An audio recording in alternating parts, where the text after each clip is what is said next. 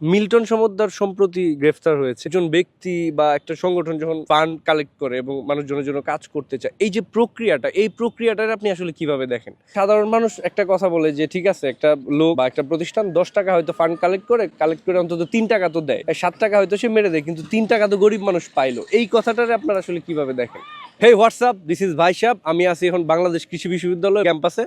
এইখানে আজকে খুবই সেন্সিটিভ একটা বিষয় নিয়ে মানুষজনের সাথে বিভিন্ন কথাবার্তা বলবো। কিছু প্রশ্নোত্তরের মাধ্যমে আমরা একটা সত্যের দিকে যাওয়ার চেষ্টা করব। সেটা হলো, সম্প্রতি সময় আমরা যেটা দেখতেছি, বিভিন্ন দাতব্য সংস্থা এবং ব্যক্তি উদ্যোগে যারা বিভিন্ন ধরনের চ্যারিটি ওয়ার্ক করতেছে, তাদের বিরুদ্ধে বিভিন্ন ধরনের এলিগেশন আসতেছে, বিভিন্ন ধরনের অভিযোগ আসতেছে যে অর্থ আত্মসাৎ এবং টর্চার, হাবিজাবি এবং হিসাব নিকাশের গরমিল, এরপরে অর্গান পাচারের বিভিন্ন অভিযোগ আসতেছে। তো এই যে টোটাল বিষয়টা যে হইতেছে, এটা আমাদের সোসাইটিতে কী ধরনের প্রভাব ফেলে এবং কী ধরনের বার্তা বয়ে আনে, এই ব্যাপারেই আসলে এখানকার শিক্ষিত মানুষজনের সাথে, এখানকার যারা আসলে জিনিসগুলো নিয়ে সূক্ষ্মভাবে চিন্তা করতে পারে, তাদের সাথে আমরা কথা বলবো যে আমাদের এই মুহূর্তে আসলে কোন ডিসিশনে যাওয়া উচিত। আমাদের কি আসলেই এই অর্গানাইজেশনগুলোর ডোনেট করা উচিত নাকি, বা তারা আসলে কি ভাবতেছে। আশা করি আপনাদের ভালো লাগবে। স্টে টিউন উইথ ভাই সাহেব।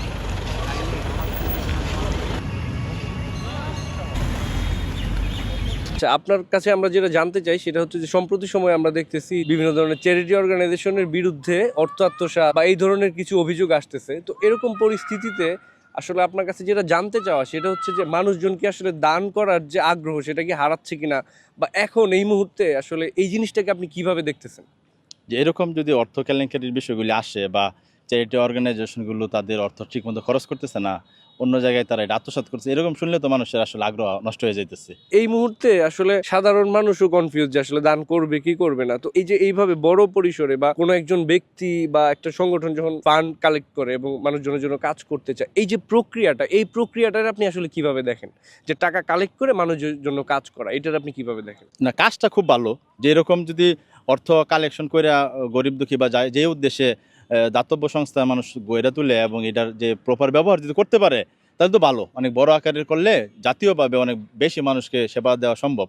কিন্তু এটা যখন হয় তখন অর্থ অনেক বেশি হয়ে যায়। মানুষ এত বেশি পায়া দেখা যায় যে এটার পূর্ণ ব্যবহার না জেনে বা তার এরকম প্রোগ্রাম বা প্ল্যানিং না করে যখন কালেকশন করে, তখন দেখা যায় এটা সুষ্ঠু ব্যবহার করতে পারে না। এটা অনেক টাকায় নষ্ট হয়ে যায়। যে এইখানে কি মানুষজন আসলে লোভের মায়া পড়ে যায়, বা এরকম কোনো ব্যাপার কি আপনি মনে করেন কিনা?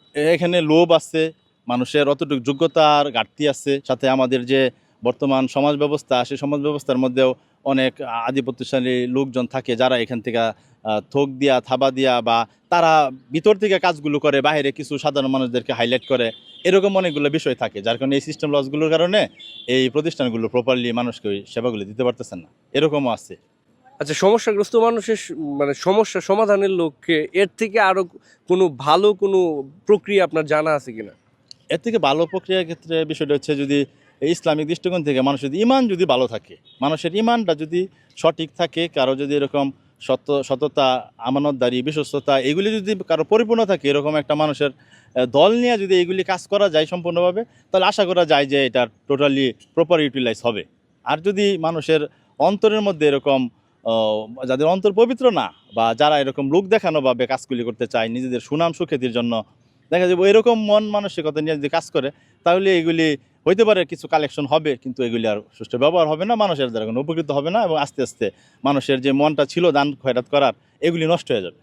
আচ্ছা, এইখানে মানে একটা আলোচনা উঠে আসে, সেটা হচ্ছে যে ঠিক আছে, মানুষজন হয়তো টাকা মেরে খাইতেছে, 10 টাকার মধ্যে এনে 3 টাকা খরচ করতেছে, কিন্তু এক শ্রেণীর মানুষের বক্তব্য এটা যে ঠিক আছে, 10 টাকা আনার পর ফান্ড কালেক্ট করার পর 3 টাকা তো খরচ করতেছে, এই 3 টাকা তো ওই সমস্যাগ্রস্ত ব্যক্তি পাইতেছে। এই কথাটারে আপনি আসলে কিভাবে দেখেন? না, এইটা আসলে সঠিক না। এরকম যে একটা বিরাট অংশ পাইলো, কিছু অংশ মানুষের সেবা হইলো, কিন্তু অধিকাংশ যে নষ্ট হইলো, এর দ্বারা দেখা যাবে তারা মানে যে অর্থটা নষ্ট হইতেছে, এটা দ্বারা তারা ফুলে ফাইপে উঠা এগুলো বিভিন্ন ধরনের সামাজিক অধপতন হয়ে এই ধরনের কাজে খরচ হবে। ফলে দেখা যাবে যে এর দ্বারা পূর্ণ সুফল না পাওয়াতে এটা সঠিক হবে না। শ্রেণী বৈষম্যটা আরো বেশি প্রখর হয়ে হ্যাঁ, যাবে। এটা দ্বারা আরো যারা এরকম আঙ্গুর ফুলা কলা গাছ হইতেছে, এই ধরনের আরো অনেক আধিপত্যশালী খারাপ মানুষ তৈরি হয়ে যেতে পারে। ঠিক আছে, আপনার কাছে দান করার সবচেয়ে সুন্দর এবং সহজ উপায় কি আছে বলে আপনি মনে করেন? এটা হচ্ছে নিজের হাতে সরাসরি গরিব দুঃখী, অসহায়, এতিম, মিসকিন, মুসাফির এবং দরিদ্র আত্মীয় স্বজন যেগুলি আমাদের সরাসরি কোরআনে আসছে, এই ধরনের মানুষের কাছে সরাসরি পৌঁছে দেওয়ার চেষ্টা করা। এবং সরকারিভাবে যদি কোনো থাকে, ইসলামী রাষ্ট্রে যেমন সরকার নিজে জাকাত কালেকশন করে, সরকার নিজেই তার একটা ফান্ড থাকে, তো ওইরকম যদি ফান্ডে দেওয়া হয় আর এটার যদি সুষ্ঠু ব্যবহার হয়, এইগুলি ক্ষেত্রে দেওয়াটা বেশি যুক্তিযুক্ত। পলিটেকনিক স্টুডেন্ট না, তার মানে আপনার অনেক বেশি মেধাবী, চিন্তাশীল এবং মননশীল। আপনাদের কাছে প্রশ্নটা হচ্ছে আমার, এই যে এই সময় এসে আমরা দেখতেছি বিভিন্ন ধরনের আসতেছে, অভিযোগ আসতেছে বিভিন্ন দাতব্য সংস্থা বা যারা হচ্ছে ফান্ড কালেক্ট করে ব্যক্তি বা প্রতিষ্ঠান, তাদের বিরুদ্ধে অর্থ আত্মসাৎ বা এই ধরনের বিভিন্ন অভিযোগ আসতেছে। আপনারা হয়তো জানেন, এই সম্প্রতি মিল্টন সমদ্দারের এগেনস্টে আসছে। তো এই জিনিসগুলোর আপনারা আসলে কিভাবে দেখেন? এতে করে সোসাইটিতে কি ধরনের বিরূপ প্রতিক্রিয়া তৈরি হইতেছে বলে আপনারা মনে করেন? যে কেউ কথা বলতে পারেন। মানে আমাদের এগুলো করাতে আমরা মানে দান করতে এখন আমরা দ্বিধাবোধ করতেছি, এখানে আমরা এগুলো ভালো ক্ষেত্রে যাইতেছে নাকি খারাপ ক্ষেত্রে যাইতেছে। এজন্য আমরা দান করার জন্য মানুষ মানে এখন আমাদের মানে এগিয়ে যাচ্ছে না, মানে পিছাই যাইতেছে, দান করার জন্য আগ্রহ বাড়তেছে না। আমরা চাই যে এর জন্য ভালো ক্ষেত্রে বিয়ে হয়, এইটুকুই আমার কথা। আচ্ছা, এরপরে আরেকটা কথা, সেটা হচ্ছে সাধারণ মানুষ একটা কথা বলে যে ঠিক আছে, একটা লোক বা একটা প্রতিষ্ঠান 10 টাকা হয়তো ফান্ড কালেক্ট করে অন্তত 3 টাকা তো দেয়, 7 টাকা হয়তো সে মেরে দেয়, কিন্তু 3 টাকা তো গরিব মানুষ পাইলো। এই কথাটারে আপনারা আসলে কিভাবে দেখেন? আসলে সঠিক কথা যাচাই বাছাই করতে হবে, যাচাই বাছাইয়ের প্রয়োজন আছে। আসলে অন্ধবিশ্বাস করে তো সব কিছু হয় না, এটা আমাদের খতিয়ে দেখতে হবে। খতিয়ে দেখতে হবে। একটা মানুষ যদি আপনার হলো দান করে, সে মানে চাইবে যেন আমি যেন গরিব দুঃখীকে মানে দানটা করে জানি সে জানি ভালো মতো চলতে পারে। এখন যদি আমি যদি দান করলাম একজন ভালো মানুষ মানে খারাপ মানুষকে, যেমন গাঁজাখুররে যদি আমি দান করি, গাঁজা খেয়ে যদি মাটিতে পড়ে থাকে, তাহলে এটা দানের কোনো মর্যাদা রইল না।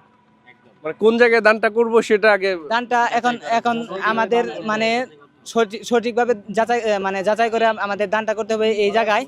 যেমন মানে আমি যদি 10 টাকা দিই, আমার 10টা টাকা যেন কাজে লাগে, মানে আমি এই জায়গায় দান করব। যেমন মসজিদ, মানে আমরা মাদ্রাসায় যাই সরাসরি যাই দিয়ে আসলাম, মানে বড় বড় মাদ্রাসা আছে, আবার আপনার এতিমখানা মসজিদ আছে। তো যারা ব্যক্তি উদ্যোগে টাকা তোলে, ধরেন আমি যদি আপনার কাছে টাকা চাই এবং আপনি যদি টাকা নিয়ে হচ্ছে করি যে ওই টাকাটা মানুষজনের কাছে আমি তাদের হেল্প করব, তাদের সমস্যাগ্রস্ত মানুষের সমস্যা সমাধানের লক্ষ্যে, তো এই জিনিসটাকে আপনি আসলে কিভাবে দেখেন? এটা কি আসলে ভালো নাকি খারাপ? না না, কিছু কিছু মানুষ আছে তারা সৎভাবে কাজ করে, তার জন্য তারা মানে বর্তমানে এগিয়ে যাচ্ছে। কিন্তু মানে কিছু কিছু মানুষ আছে, যেমন আমি আমাকে দিয়ে বোঝাচ্ছি, যেমন আমি যদি আপনার কাছ থেকে টাকা নিলাম, টাকা নিয়ে যদি আমি পকেটে রেখে দিলাম, ওটা যদি কোনো ক্ষেত্রে যদি আমি না খাটাই, তাহলে এটা মনে করেন দ্বিতীয়বার মানুষ আমাকে আর মানে করবে না, দিবে না। আর আমি যদি এটার যদি মানে ফিউচারে যদি আমি কিছু করতে চাই, যদি মানে মনে করেন টাকা নিলাম, নেওয়ার পর যদি আমি হলো আপনার এই মানে ভালোভাবে মানে খরচ টরচ করতে পারি, মানে মানুষকে সাহায্য করতে পারি, তাহলে মানে আমাকে মানুষ আরো সাহায্য করে। আচ্ছা, এটা আসলে কিভাবে নিশ্চিত হওয়া সম্ভব যে এই লোকটা ঠিক মতো কাজ করতেছে কিনা? আসলে আপনাদের কাছে কোনো সমাধান আছে? কেউ বলতে পারেন যে এটা এভাবে বোঝা যাবে যে এই লোকটা ঠিক মতো কাজ করতেছে কিনা, নাকি আসলে সম্ভব না, তার সততার উপরে ছেড়ে দিতে হবে? আরো সহজ করে যদি বলি, আসলে আপনারা কি মনে করেন যে মানুষের হাতে যখন টাকা চলে আসে তখন সে আসলে লোভের মায়ায় পড়ে যায়? তো এই ক্ষেত্রে আসলে কোন ঘটনা ঘটে বলে আপনারা মনে করেন? যে কেউ বলতে পারেন। হ্যাঁ, সরি শুনি না, বলেন। মাদকে আসক্ত হয় আমাদের টিনেজের আর কি। আচ্ছা, আমরা এখন কথা বলবো এই বিশ্ববিদ্যালয়ের একজন শিক্ষার্থীর সাথে। আপনার নামটা বলবেন। আমার নাম মেহেদি হাসান তুষার। কোন ডিপার্টমেন্টে পড়েন? আমি এই বিশ্ববিদ্যালয়ে জেনেটিক্স অ্যান্ড প্ল্যান ব্রিডিং ডিপার্টমেন্টে মাস্টার্সে অধ্যয়নরত। আচ্ছা, আপনার কাছে প্রশ্ন হচ্ছে, সম্প্রতি সময়ে আমরা যে বিভিন্ন দাতব্য সংস্থার বিরুদ্ধে অভিযোগগুলো দেখতেছি, তো এই জিনিসগুলোর আপনি আসলে কিভাবে দেখেন? এর পেছনে আসলে কি কারণ? অ্যাকচুয়ালি এই বিষয়গুলো বর্তমানে অনেকই পপুলার। আমরা দেখতে পাই যে অনেক কন্টেন্ট ক্রিয়েটর থেকে শুরু করে অনেক সামাজিক কাজ যারা করে তারা মূলত এই জিনিসগুলোতে ইনভলভ হচ্ছে।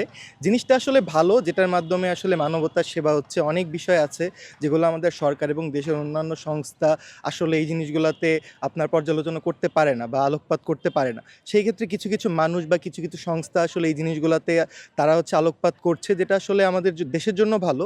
কিন্তু সমস্যা হচ্ছে যে এই জিনিসগুলোতে আসলে স্বচ্ছ স্বচ্ছতা এবং জবাবদিহিতা থাকা দরকার। আমরা অনেক ক্ষেত্রে দেখতে পাই যে তারা হচ্ছে টাকা কালেক্ট করতেছে বিভিন্ন বিত্তবানদের থেকে, বিভিন্ন সংস্থা থেকে এবং পাবলিকের থেকে, বাট সেই জিনিসগুলো আমরা যতটুকু দেখতে পাচ্ছি যে তারা ইউটিলাইজ করছে, বাট তারা কিন্তু তার থেকেও আরও বেশি মূল্যের টাকা বা তারা কিন্তু অর্থ সেখানে কালেক্ট করতেছে। তো সেই জিনিসটা সম্পূর্ণভাবে আমাদের এই মানব সেবায় আসলে সেটা ইউটিলাইজ হচ্ছে কি না এই বিষয় নিয়ে একটা প্রশ্ন থেকেই থাকে। যদিও আমি আবারও বলবো এটি একটা মানব সেবামূলক কাজ, এবং যদি তারা তাদের সম্পূর্ণ ইচ্ছুক এই বিষয়ে থাকে যে আমরা টোটাল আমাদের যে পরিশ্রম এবং আমাদের যে টার্গেটটা সেটা সম্পূর্ণটা মানব সেবায় রাখবো, সেটা অবশ্যই আমাদের আরও তাদেরকে অ্যাপ্রিসিয়েট করা উচিত এবং এই বিষয়টা আরও কীভাবে প্রসার করা যায় সেই বিষয়ে আমাদের আসলে চিন্তাভাবনা করা উচিত।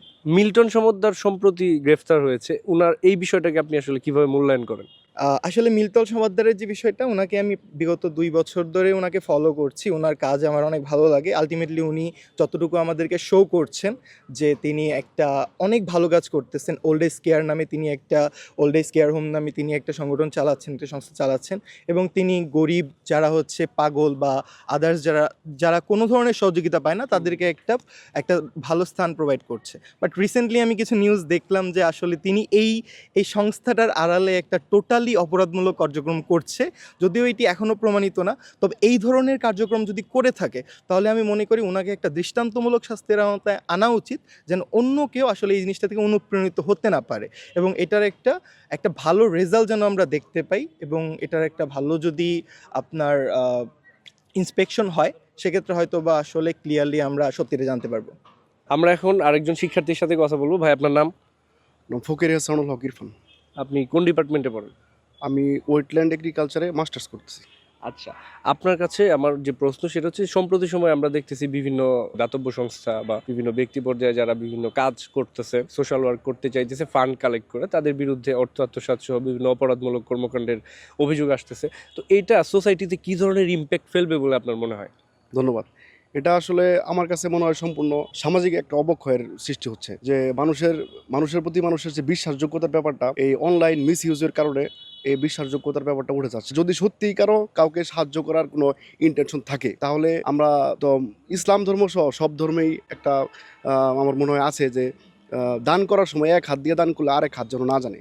তো আমার মনে হয় স্বভাবের জায়গাটা না থাকলেই সবচেয়ে ভালো হয়, এবং আমরা দান করি, মানুষকে সাহায্য করি, সেটা গোপনে করি, সবচেয়ে ভালো হয়। এই মুহূর্তে আমরা সাধারণ মানুষ দুই ভাগে বিভক্ত। আমরা কেউ বলতেছি এটা যে না, এই ধরনের অর্থ আত্মসাৎ হাবিজাবি এই জিনিসগুলো তো খুবই নেতিবাচক, আপনিও যেটা বললেন। আবার আরেক শ্রেণীর মানুষ আমাদের মধ্যে আমরা কেউ এটা বলতেছি যে ঠিক আছে, সে হয়তো 10 টাকা কালেক্ট করছে, 10 টাকা কালেক্ট করে 3 টাকা গরিব দুঃখীর দিছে, 3 টাকা তো অন্তত গরিব দুঃখী পাইলো। এই বক্তব্যটার আপনি আসলে কিভাবে মূল্যায়ন করেন?